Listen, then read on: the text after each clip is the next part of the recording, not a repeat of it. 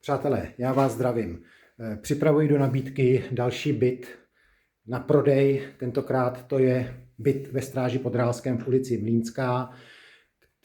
Tenhle byt je v osobním vlastnictví a má 56 metrů čtverečních bez balkónu nebo lodžie. Jak můžete vidět, tak je po kompletní rekonstrukci ve velice dobrým stavu. Byt se bude prodávat včetně vybavení a zařízení, které tady můžete vidět. Ještě vám ukážu v rychlosti kuchyň, to je taky moc hezky zařízená, tam jsou i vestavěný spotřebiče.